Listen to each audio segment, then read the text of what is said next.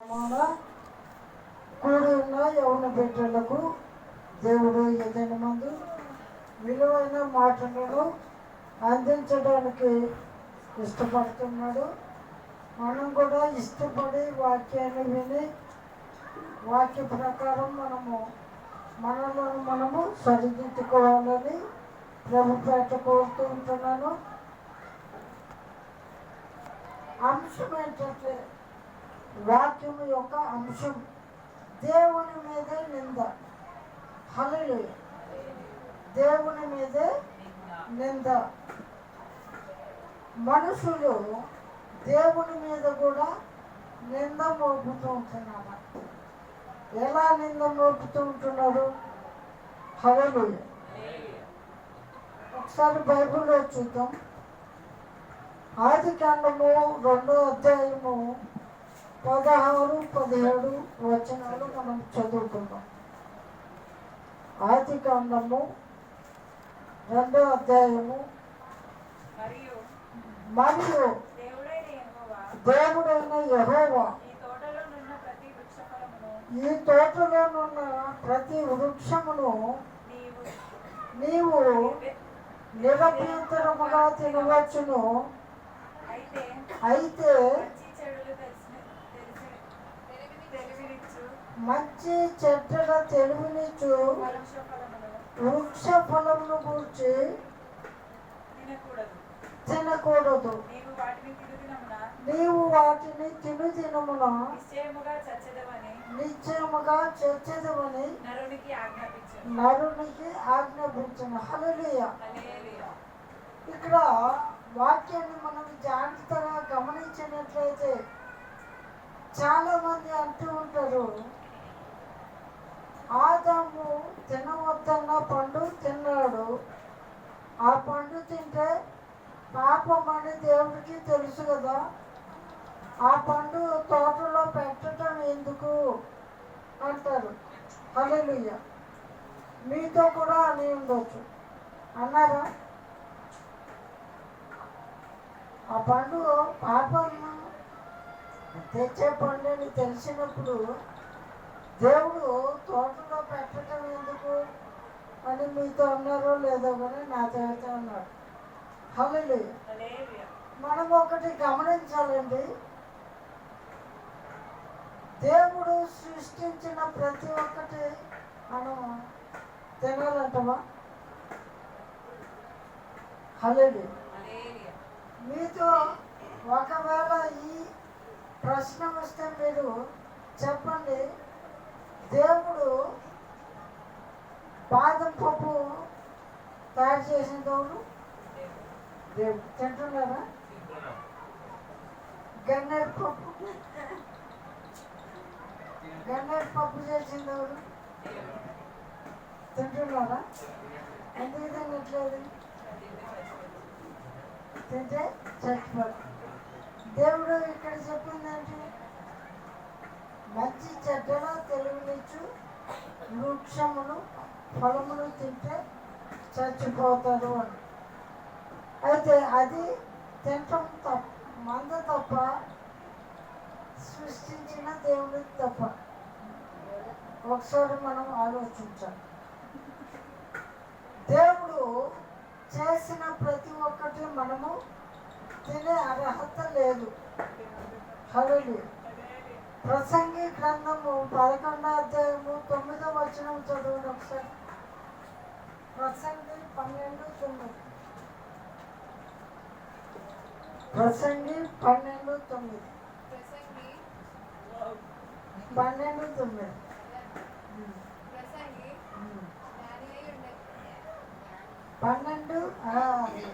11:9. Sorry.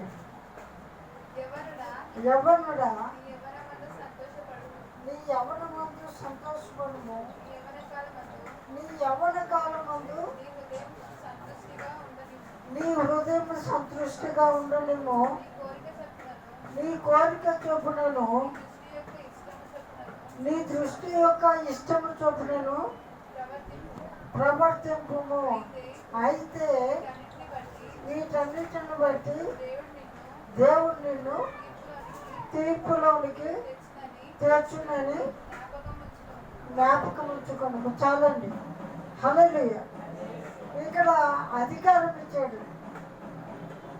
నీ హృదయము ఏం చేస్తే సంతోషపడుతూ ఉంటుందో అది చేసేసే. నేను ఆపేవాడు ఎవరు లేదు. సినిమాకి వెళ్ళాలనుకుంటావా వెళ్ళు, తాగాలనుకుంటావా తాగు. కాకపోతే తీర్పులోనికి వస్తావు. వినాలి, తీర్పులోనికి వస్తావు. అదొకటి గుర్తుపెట్టుకొని నువ్వు చేసే పని జాగ్రత్తగా చేయను. హల్లెలూయా. అయితే ఆది కాండములో దేవుడు చెప్పిన ఈ వృక్ష ఫలము చెడ్డది ఏ మాత్రము కాదు, చెడ్డది కాదు. అయితే వారు పాపంలో ఎందుకు పడ్డారంటే ఆజ్ఞను అతిక్రమించడమే తప్పు. ఎందుకంటే ఆది కాండము 1వ అధ్యాయము 31వ వచనం చూడండి. ఆది కాండము 1:31. దేవుడు తాను చేసినది యావత్తును చూసినప్పుడు అది చాలా మంచిదిగా కనబడేను. హల్లెలూయా. ఎలా కనపడ్డదంట? చాలా మంచిదిగా కనపడ్డది. మంచిది కాదు అని దేవుడికి తెలిస్తే దేవుడు తీసేసేవాడు ఖచ్చితంగా. సమస్తము మంచిదిగా ఉంది కాబట్టి ఉంచాడు. 7వ దినమును పరిశుద్ధపరిచాడు. హల్లెలూయా. వినాలమ్మా, కొట్టేస్తాను నేను. వాక్యాన్ని జాగ్రత్తగా విన్నాను. వాక్యం పోతే మళ్ళీ దొరకదు, విలువైన మాట. హల్లెలూయా. అయితే దేవుడు ఏదన్నా అపవిత్రమైనది చెడ్డది ఉన్నది నాకు తెలుసో తెలియకో చేశాను అని ఒకవేళ పొరపాటు ఉంటే సరి చేసుకునేవాడేమో. కానీ ఇక్కడ ఏం చేస్తున్నాడు? ఆ సృష్టి యావత్తును మరలా చూసినప్పుడు అది మంచిదిగా కనపడ్డదంట. ఎందుకు చూశాడంట? ఒకవేళ డౌట్ వచ్చిందేమో దేవుడికి, పొరపాటున ఏమన్నా ఆ గోధుమలతో పాటు గురుగులు విత్తబడినట్టు నేను చేసిన సృష్టిలో అపవిత్రమైనది ఏదన్నా ప్రవేశించిందా అని మరలా దాన్ని పరిశీలన చేసినప్పుడు అది ఎలా కనపడ్డదంటే దేవుడి దృష్టికి చాలా మంచిదిగా కనపడ్డదంట. మంచిది లేనట్లయితే తీసేసేవాడు. ఎందుకు తీసేసేవాడు అది కూడా చూసుకుందాం. ఆది కాండము 11వ అధ్యాయము 1 నుండి 9 వచనాలు చూద్దాం. భూమి అంతటా ఒక్క భాషయు ఒక్క పలుకును ఉండెను. వారు తూర్పున ప్రయాణమై పోవుచుండగా సీనారు దేశమందొక మైదానము వారికి కనబడెను. అక్కడ వారు నివసించి మనము ఇటుకలు చేసి బాగుగా కాల్చుదాము రంటని ఒకరితో ఒకరు మాట్లాడుకుని రాళ్లకు ప్రతిగా ఇటుకలను అడుసునకు ప్రతిగా మట్టి కీలును వారికి ఉండెను. మరియు వారు భూమి అంతటా చెదరిపోకుండా ఒక పట్టణమును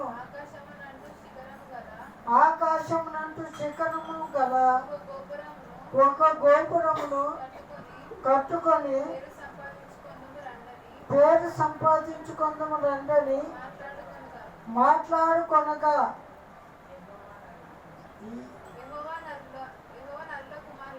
యెహోవా నరుల కుమారులు కట్టిన పట్టణమును గోపురమును చూడ దిగి వచ్చెను. చదవాలి.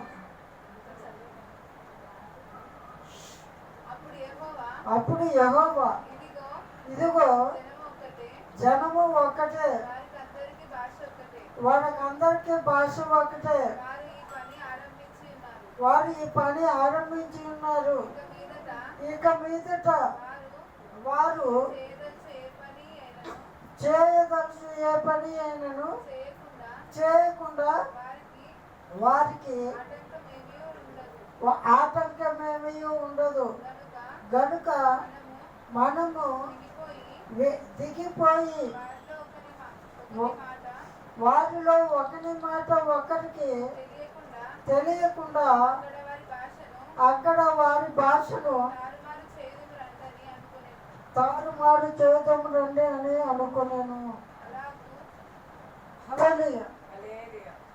ఇక్కడ చూసినట్లయితే అక్కడ వాళ్ళు ఏం చేస్తున్నారంట, దేవుడు ఆదికాండం 1వ అధ్యాయం 27, 28 వచనాల్లో నరులను ఆశీర్వదించి వీరు ఫలించి అభివృద్ధి పొంది భూమిని నిండించి దాన్ని లోపరుచుకోండి అని చెబుతుంటే ఇక్కడ ఏం చేస్తున్నారు, మనము ఎటు చెదిరిపోవద్దు, ఆకాశమునంటే అంత గోపురం కట్టుకొని అందరము ఒకే దిక్కున నివసిద్దాము అని దేవుడికి విరోధమైన పని అక్కడ జరుగుతుంటే అక్కడ దేవుడు ఏం చేశాడు, వారి భాష ఒకరికి అర్థం కాకుండా తారుమారు చేసి వారి ప్రయత్నమును వ్యర్థపరిచాడు. ఎందుకు? అది చేయకూడని పని. దేవుడి చిత్తమంటే భూమిని నిర్ణయించాలని. అక్కడ చెడు జరుగుతుంది కాబట్టి ఆ చెడు జరగకుండా ఆపేశాడు. ఒకవేళ తాను చేసిన సృష్టిలో ఏమన్నా అపవిత్రమైనది, దేవుని పాపంలో మనిషిని పాపంలో పడివేసే వృక్షము కానీ సృష్టిలో ఏదైనా ఉందని తెలిస్తే దేవుడు ఏం చేసేవాడు, ఇక్కడ తారుమారు చేసినట్టు అక్కడ ఆ పాపిష్టి పని ఏమైతే ఉందో అది తీసేసేవాడు. కానీ అక్కడ సమస్తము చాలా మంచిదిగా కనపడ్డది కాబట్టి అక్కడ తీసివేయటం జరగలేదండి. హల్లెలూయా. మనిషి యొక్క స్వభావం ఏంటంటే ప్రతి దానిని తప్పుగా చూపించే గుణమే మనిషి యొక్క గుణం. ఎందుకంటే యోహాను ఎలా వచ్చాడు, తినక తాగక వచ్చాడు. ఏ తినేవాడు అసలు? మిడతలు అడిగితేనే అతనికి ఆహారముగా ఉండేది, కానీ మనుషులు ఏది తినేది అతడు తినేవాడు కాదు. దాన్ని బట్టి ఏ నింద వేశాడంటే ఇతడు దయ్యం పట్టినవాడు కాబట్టి మనుషులు చేసే పనులు ఏమీ చేయట్లేదు అని నిందేశాడు. యేసుక్రీస్తు తినుచు త్రాగుచూ వచ్చాడు కనుక మనుషులు దేవుని మీద ఏం నింద వేశారు, వీడు తిండిపోతూ మద్యపాని కాబట్టి తింటున్నాడు తాగుతున్నాడు అని నిందేశారు. కాబట్టి మనిషి చేసే నిందకు మనము దృష్టిలో పెట్టుకొని దాన్ని పాపముగా మనం ఎప్పుడు చూడకూడదు. హల్లెలూయా. మనము బైబిల్ ఏమి చెబుతుందో దానినే చేయడానికి ఇష్టపడాలి. హల్లెలూయా. యవనస్తులమైన మనము ఎన్నో ఆశపడుతూ ఉంటాం. హల్లెలూయా.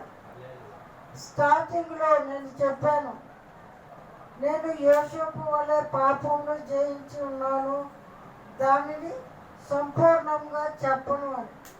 కానీ చెప్పవలసిన పరిస్థితి వచ్చింది కాబట్టి చెబుతూ ఉంటున్నాను. హల్లెలూయా. ఒకరు నన్ను ఇష్టపడ్డారు. హల్లెలూయా. నా దగ్గరికి వచ్చాను కూడా తీసుకెళ్ళిపోమ్మా అలాగే. కానీ నేను దాన్ని చేయలేదు. ఎందుకంటే దేవుడికి నేను భయపడాను. నేనేదో బలవంతున్నాను సర్పంలో చూస్తున్నాను. నేనేదో బలవంతున్నాను శక్తివంతున్నాను అందగాను నన్ను ఇష్టపడలేదు. కానీ పాస్టర్ గారు ఆదివారం వాక్యం చెప్పారు, మీకు గుర్తుందో లేదు.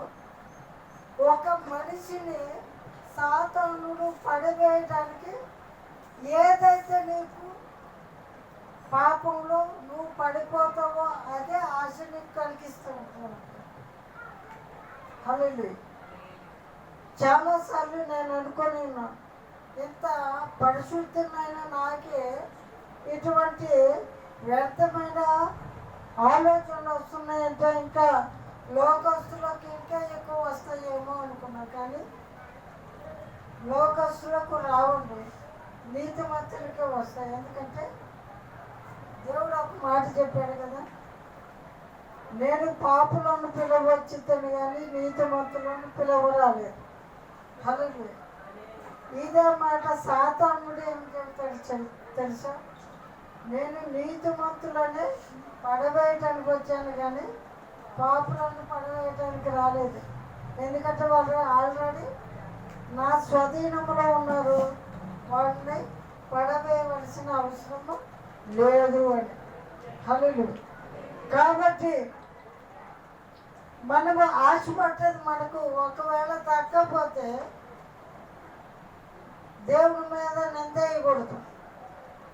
దేవుని మీద ఆధారపడ్డాను కదా, నాకు దీన్ని దూరం చేసేదేంది అని మనము అనుకోకూడదు. ఎందుకంటే నా జీవితంలో జరిగిన దాన్ని బట్టి నేను 7 రోజులు ఉపవాసం ఉన్నా. వాళ్ళ కోసం 7 రోజులు, 2-3 సంవత్సరాలు ఏమో 7 రోజులు ఉపవాసం. 1 సంవత్సరం 7, 1 సంవత్సరం 7, 1 సంవత్సరం 7, ఈ విధంగా ఆయన నాకు దూరం అయిపోయాడు. ఎందుకు? దేవుడు తాను ప్రేమిస్తూ తన మీద ఆధారపడి తనను అడిగిన ప్రతి ఒక్కటి దేవుడు ఇచ్చేవాడు కాదు. ఎందుకంటే నా బిడ్డ అడిగాడు కదా అని ఇచ్చేస్తే అది నిజమైన ప్రేమ కాదండి. ఎందుకంటే ఇది అడిగాడు, ఇది వాడికి ఇస్తే వాడు చెడిపోతాడా, బాగుపడతాడా, వాడికి మేలు చేస్తాడా లేక కీడు చేస్తాడని జీవితం గురించి ఆలోచించేవాడే మన దేవుడు. హల్లెలూయా. కాబట్టి మన జీవితంలో మనకి అనుకున్నవి ఏవి జరగలేదని దేవుని మీద అలగొద్దని ప్రభు పేరిట కోరుకుంటూ చిన్న మాటలు దేవుడు దీవించి ఆశీర్వదించునుగా. ఆమేన్, ఆమేన్, ఆమేన్.